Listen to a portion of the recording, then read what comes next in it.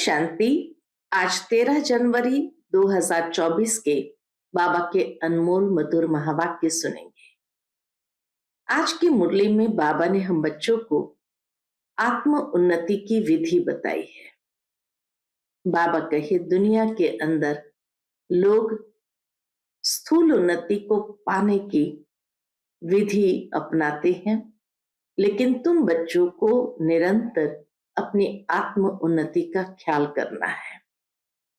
तो उसके लिए बाबा कहे बच्चे जितना हो सके याद में रहने का अभ्यास करो, क्योंकि उसी से आत्मा पर जो जंग चढ़ी है वो उतरेगी। दूसरी बात बाबा ने कही, बीती बातों को याद नहीं करो और आगे के लिए ऐसी कोई आश नहीं रखो जिससे दिल दुखी हो। तीसरी बात बाबा ने कही, शरीर निर्वाह अर्थ कर्म जरूर करना है, लेकिन कर्म पूरा होने के बाद अपने टाइम को वेस्ट नहीं करो, टाइम सफल करो। और चौथी बात बाबा ने कहा कि इस ईश्वरीय गवर्नमेंट में भी कम से कम 8 घंटा सेवा जरूर करनी है, तब उन्नति होती रहेगी। तो ये विधि बाबा ने बताई है आत्म उन्नति की। तो सुनते हैं बाबा के अनमोल मधुर महावाक्य। ओम शांति। मीठे बच्चे मनुष्य शरीर की उन्नति का प्रबंध रचते हैं। आत्मा की उन्नति व चढ़ती का साधन बाप ही बतलाते हैं। यह बाप की ही रिस्पॉन्सिबिलिटी है। आज की मुरली से प्रश्न है, सदा बच्चों की उन्नति होती रहे उसके लिए बाप कौन कौन सी श्रीमत देते हैं? उत्तर है, बच्चे अपनी उन्नति के लिए पहली बात, सदा याद की यात्रा पर रहो। याद से ही आत्मा की जंग निकलेगी। दूसरी बात, कभी भी बीती को याद नहीं करो और आगे के लिए कोई आश न रखो। तीसरी बात, शरीर निर्वाह के लिए कर्म भले करो, लेकिन जो भी टाइम मिले वह वेस्ट नहीं करो। बाप की याद में टाइम सफल करो। और चौथी बात, कम से कम 8 घंटा ईश्वरीय सेवा करो तो तुम्हारी उन्नति होती रहेगी। ओम शांति। रूहानी बाप बैठ रूहानी बच्चों को अथवा आत्माओं को समझाते हैं। मनुष्य कहते हैं आत्मा की रिस्पॉन्सिबिलिटी है परमात्मा के ऊपर, वही सब आत्माओं की उन्नति और मन की शांति का रास्ता बता सकते हैं। आत्मा रहती है भ्रुकुटी में सबसे न्यारी। अक्सर करके रोग होते हैं शरीर में, यह भ्रुकुटी में नहीं। भ्रुकुटी में कोई रोग नहीं होता है, रोग होते हैं शरीर में। बल सिर में दर्द पड़ेगा, परंतु जो आत्मा का तख्त है वहां कोई तकलीफ नहीं होगी। क्यों? क्योंकि उस तख्त पर आत्मा विराजमान है। अब आत्मा की उन्नति अथवा शांति देने वाला सर्जन तो एक ही परमात्मा है। जब आत्मा की उन्नति हो तब आत्मा को हेल्थ वेल्थ भी मिले। शरीर को तो कितना भी करो उससे कोई उन्नति नहीं होगी।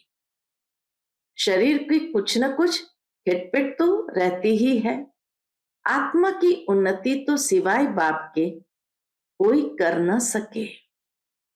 और सब दुनिया में शरीर की उन्नति का प्रबंध रचते हैं, बाकी आत्मा की चढ़ती कला व उन्नति होती नहीं है।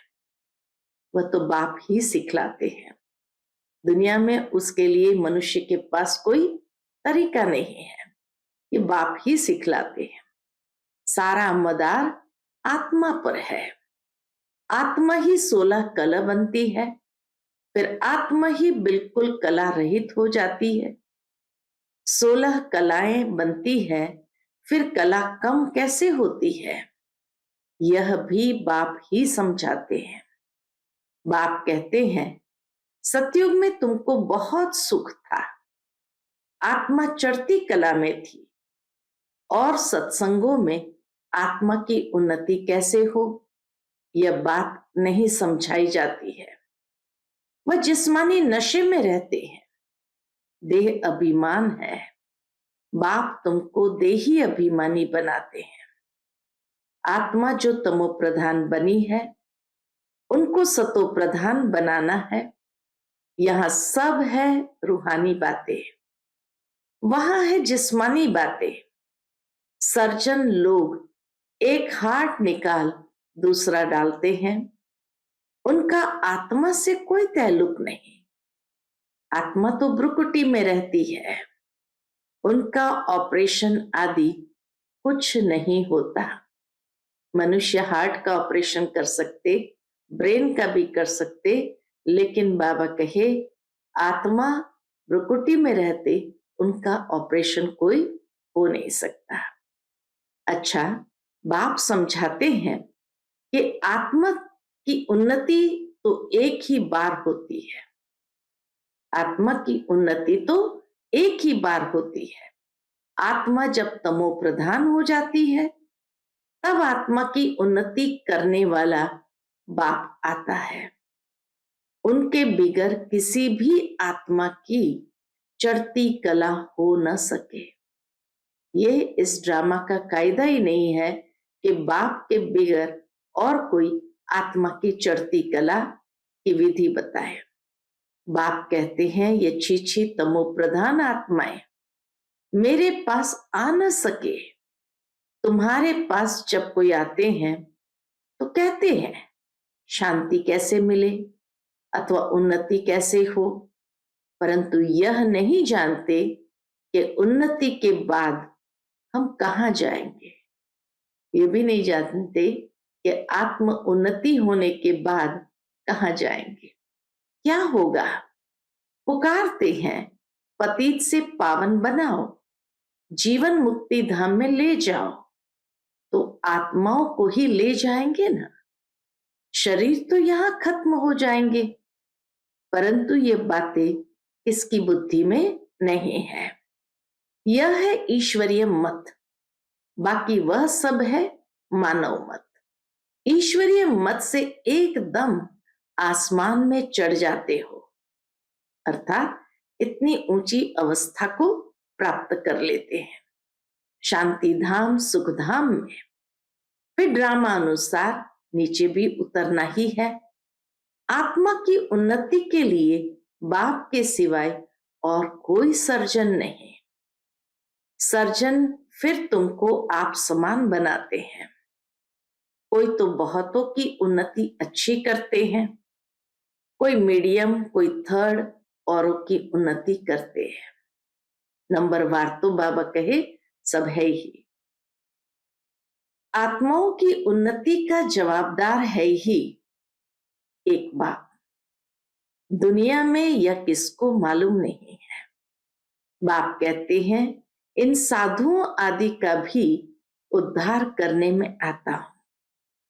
पहले जब आत्मा आती है तो पवित्र ही आती है। अब बाप आए हैं सबकी उन्नति करने। नंबरवार पुरुषार्थ अनुसार तुम्हारी देखो कितनी उन्नति हो जाती है। वहां तुमको शरीर भी फर्स्ट क्लास मिलता है। बाप है ही अविनाशी सर्जन, वही आकर तुम्हारी उन्नति करते हैं, तो तुम ऊंचते ऊंच अपने स्वीट होम में चले जाएंगे। वो लोग मून पर जाते हैं, दुनिया में स्थूल उन्नति करते हैं, भौतिक उन्नति करते हैं, तो बाबा कहे मून पर जाते हैं। अविनाशी सर्जन तुमको उन्नति प्राप्त कराने के लिए कहते हैं मामेकम याद करो, तो विकर्म विनाश होंगे। बाप विश्व के बच्चों को लिबरेट करते हैं। जब तुम स्वर्ग में जाएंगे तब और सब शांति धाम में होंगे। बाप कितना वंडरफुल कार्य करते हैं, कमाल है बाप की। तब कहते हैं तुम्हारी गति मत तुम ही जानो। तुम्हारी गति करने की मत तुम ही जानो। आत्मा में ही मत है, आत्मा अलग हो जाए तो मत मिल न सके। ईश्वरीय मत से चढ़ती कला, मानव मत से उतरती कला, यह भी ड्रामा में नूंद है। वो लोग समझते हैं अभी स्वर्ग बन गया है। दुनिया में लोग समझते अब सब कुछ ठीक हो गया, माना स्वर्ग बन गया है। आगे चलकर मालूम पड़ेगा कि यह नरक है व स्वर्ग। भाषा के ऊपर कितना हंगामा करते हैं। दुखी है ना, स्वर्ग में दुख होता नहीं, अर्थक्वेक भी नहीं होगी। अब पुरानी दुनिया का विनाश होना है, फिर स्वर्ग बन जाएगा। बाबा कहे ये विनाश के बाद ही स्वर्ग बन जाएगा। फिर आधा कल्प वह भी गुम हो जाता है। कहते हैं द्वारिका सागर के नीचे चली गई, सोने की चीजें नीचे दब गई है, सो तो जरूर अर्थक्वेक से नीचे जाएगी। समुद्र को थोड़ी खोद कर निकालेंगे, धरती को खोदते हैं, वहां से माल निकालते हैं। बाप कहते हैं मैं सबका उपकार करता हूं, मेरा फिर सब अपकार करते हैं, गाली देते हैं।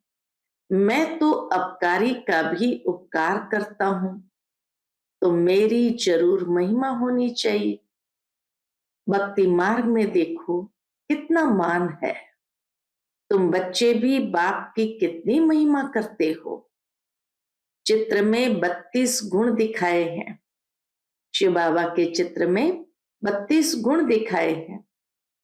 अभी तुम भी बाप जैसे गुणवान बन रहे हो, तो कितना पुरुषार्थ करना चाहिए, टाइम वेस्ट नहीं करना चाहिए। बहुत हाईएस्ट बाप पढ़ाते हैं, रियलाइजेशन देते हैं बाबा कि टाइम वेस्ट नहीं करना चाहिए, क्योंकि बहुत हाईएस्ट बाप आकर पढ़ाते हैं, तो रोज जरूर पढ़ना चाहिए। यह अविनाशी बाप भी है, टीचर भी है, पिछाड़ी में आने वाले पुरानों से भी सीखे जा रहे हैं। अब सारी दुनिया की उन्नति हो रही है बाप द्वारा। हम बाबा कहे अब बाप द्वारा ही सारी दुनिया की उन्नति हो रही है। श्री कृष्ण को भी गुणवान बनाने वाला बाप है, सबको देने वाला है। ज्ञान भी बाबा सबको देते हैं, तो उन्नति भी बाबा सबकी कराते हैं, तो स्वर्ग का राज्य भाग भी सबको बाप ही देते हैं, बाकी सब लेते हैं। एक बाप है देने वाला, बाकी सब लेते हैं। यह घराना बन रहा है नंबरवार पुरुषार्थ अनुसार। बेहद का बाप देखो कितना मीठा और कितना प्यारा है। ऊंचे ते ऊंचे बाप द्वारा अब सबकी उन्नति हो रही है, बाकी तो सबको सीढ़ी उतरनी है। कमाल है बाप की, बल खाओ पियो सब कुछ करो, सिर्फ बाबा के गुण गाओ।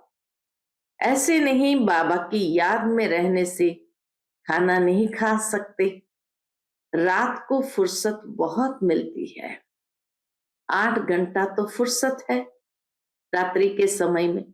बाप कहते हैं कम से कम 8 घंटा इस गवर्नमेंट की सर्विस करो। जो भी आए उनको आत्मा की उन्नति के लिए रास्ता बताओ। जीवन मुक्ति माना विश्व का मालिक और मुक्ति माना ब्रह्मांड का मालिक, ये समझाना तो सहज है ना, परंतु तकदीर में नहीं है तो तदबीर भी क्या कर सकेंगे। बाप समझाते हैं कि बाप की याद सिवाय आत्मा की जंग निकल नहीं सकती। भल ज्ञान सारा दिन सुनाओ, परंतु आत्मा की उन्नति का उपाय याद के सिवाय और कोई नहीं। बाप बच्चों को बहुत प्यार से रोज रोज समझाते हैं, परंतु अपनी उन्नति करते हैं व नहीं करते हैं वह हर एक खुद समझ सकते हैं। यह सिर्फ तुम नहीं सुनते हो, परंतु सब सेंटर्स वाले बच्चे सुनते हैं। ये टेप रखी है, यह भी अपने में आवाज भर कर जाती है। बाबा के सामने नया नया टेप मशीन आया था, तो बाबा कही यह भी अपने में आवाज भर कर जाती है सर्विस पर। ये बहुत सर्विस देती है। कितने बच्चों को बाबा के डायरेक्ट वर्जन सुनने को मिलते हैं। बच्चे समझते हैं शिव बाबा की मुरली हम सुनते हैं। तुम्हारे द्वारा सुनने से इनडायरेक्ट हो जाता है। बच्चे जब सुनाते हैं तो इनडायरेक्ट हो जाता है, फिर यहाँ आते हैं डायरेक्ट सुनने के लिए। फिर बाबा ब्रह्मा मुख द्वारा सुनाते हैं अथवा मुख द्वारा ज्ञान अमृत देते हैं। इस समय दुनिया तमो प्रधान हो गई है, तो उस पर ज्ञान की वर्षा चाहिए। वह पानी की वर्षा तो बहुत होती है, उस पानी से तो कोई पावन बन नहीं सकता।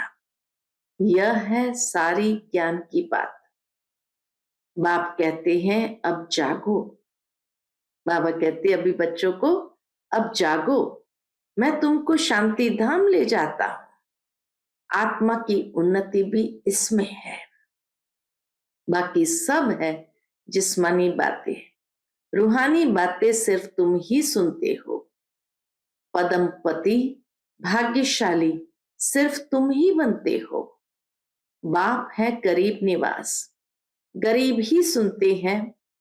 तब बाप कहते हैं अहिल्याएं गणिकाओं को भी समझाओ। सतयुग में ऐसी बातें नहीं होती। वह है बेहद का शिवालय, अब है बेहद का वैशालय।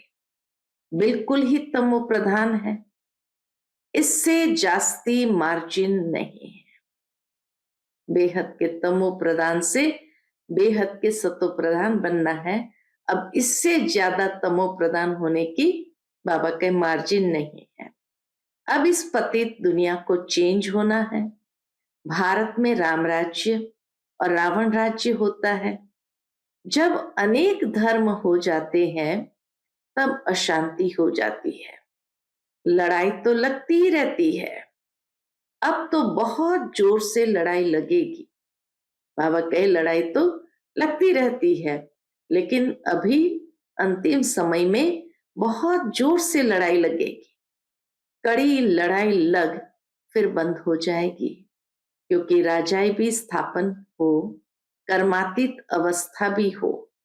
क्योंकि बाबा कहे राजाई भी स्थापन हो और कर्मातीत अवस्था भी हो। अभी तो कोई कह न सके, वह अवस्था आएगी तो पढ़ाई पूरी हो जाएगी, फिर ट्रांसफर हो जाएंगे अपने पुरुषार्थ अनुसार। इस बम्बोर को आग तो लगनी है, फटाफट विनाश हो जाएगा। उनको खूनी नाहक खेल कहा जाता है। नाहक सब मर जाएंगे, रक्त की नदियां बहेगी, फिर घी दूध की नदियां बहेगी। हाहाकार से जय जयकार होगी। बाकी सब अज्ञान निद्रा में सोते सोते ही खत्म हो जाएंगे।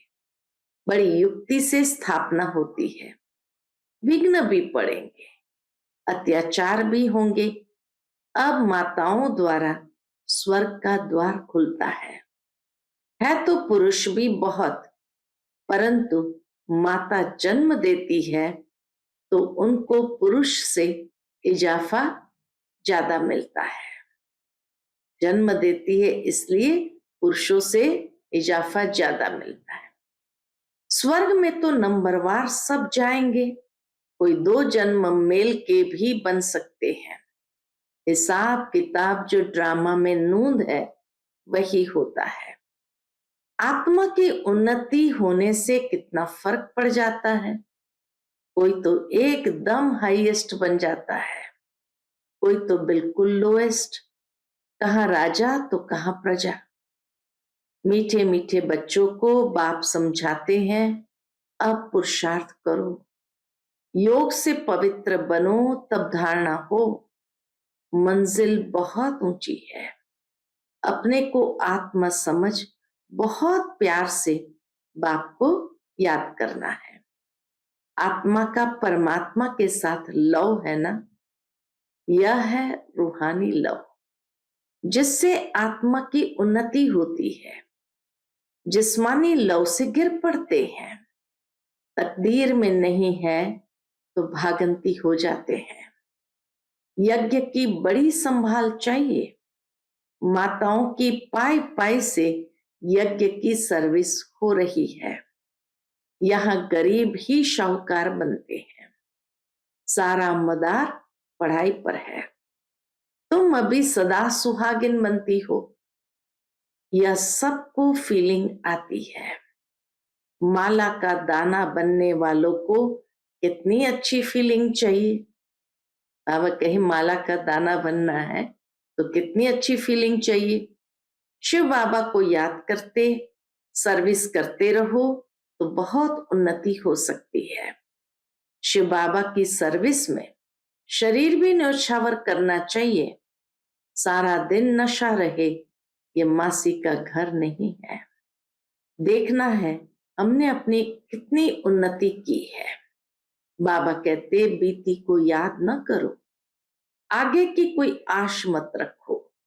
शरीर निर्वाह कर्म तो करना है, जो टाइम मिले उसमें बाप को याद करो तो विकर्म विनाश होंगे।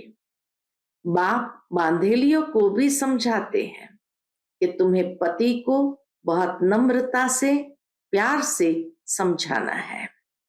कोई मारे तो उन पर फूलों की वर्षा करो, अर्थात इतने सुंदर वाइब्रेशन दो उनको। अपने को बचाने की बड़ी युक्ति चाहिए। आंखें बड़ी शीतल चाहिए, कभी हिले नहीं। इस पर अंगद का भी मिसाल है, बिल्कुल अडोल था। तुम सब महावीर हो, जो कुछ पास्ट हुआ उनको याद नहीं करना है। सदैव हर्षित रहना है, ड्रामा पर अटल रहना है। बाप खुद कहते हैं मैं भी ड्रामा के बंधन में बांधा हुआ हूं, बाकी और कोई बात नहीं। श्री कृष्ण के लिए लिखा है स्वदर्शन चक्र से मारा। ये सब कथाएं हैं। बाप तो हिंसा कर न सके, यह तो बाप टीचर है, मारने की बात ही नहीं है। यह बातें सब इस समय की है। एक तरफ ढेर मनुष्य है, दूसरे तरफ तुम हो, जिनको आना होगा आते रहेंगे। कल्प पहले मिसल पद पाते रहेंगे, इसमें चमत्कार की बात नहीं है। बाप रहमदिल है, दुख हरता सुख करता है, फिर दुख कैसे देंगे। बाबा कभी किसी को दुख नहीं देते हैं, सबको सुख का वर्षा देते हैं। अच्छा, मीठे मीठे सिकिलते बच्चों प्रति माता पिता बाप दादा का याद प्यार और गुड मॉर्निंग। रूहानी बाप की रूहानी बच्चों को नमस्ते। हम सभी रूहानी बच्चों की रूहानी माता पिता बाप दादा को याद प्यार गुड मॉर्निंग और नमस्ते नमस्ते। शुक्रिया बाबा, शुक्रिया। आज की मुरली से धारणा के लिए मुख्य सार है। पहली पॉइंट, कम से कम 8 घंटा ईश्वरीय गवर्नमेंट की सर्विस कर अपना टाइम सफल करना है। बाप जैसा गुणवान बनना है। दूसरी पॉइंट, जो बीता उसे याद नहीं करना है, बीती को बीती कर सदैव हर्षित रहना है। ड्रामा पर अडोल रहना है। आज का बाबा का मधुर वरदान हम बच्चों के प्रति है, संकल्प, बोल और कर्म के व्यर्थ को समर्थ में परिवर्तन करने वाले होली हंस भव।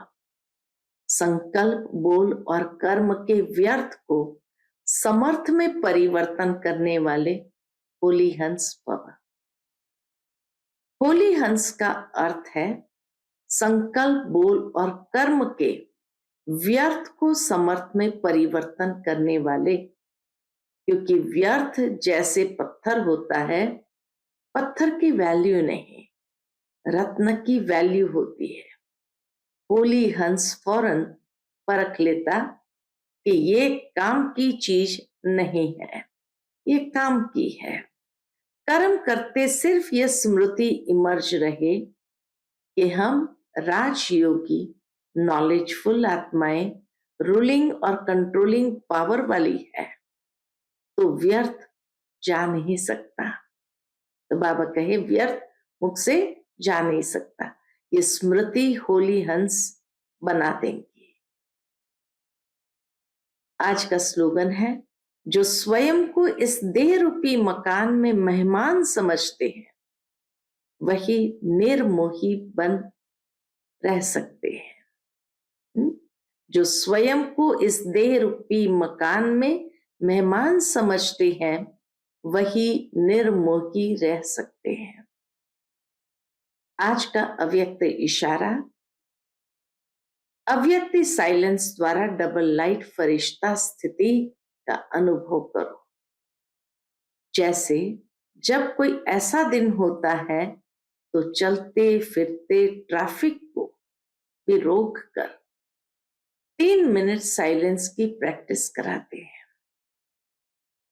चलते हुए सभी कार्य को स्टॉप कर लेते हैं। ऐसे आप भी कोई कार्य करते हो या बात करते हो तो बीच बीच में रह यह संकल्प की ट्रैफिक को स्टॉप करने का अभ्यास करो। 1 मिनट के लिए भी मन के संकल्पों को, चाहे शरीर द्वारा चलते हुए कर्म को बीच में रोक कर अपने फरिश्ता स्वरूप में स्थित हो जाओ। तो ट्रैफिक कंट्रोल की बात समझाते हुए बाबा ने कहा, अपने संकल्पों को 1 सेकंड में स्टॉप करने का अभ्यास करो। अच्छा, Om Shanti. Click here to like and subscribe our channel and press the bell icon to stay updated with the latest videos.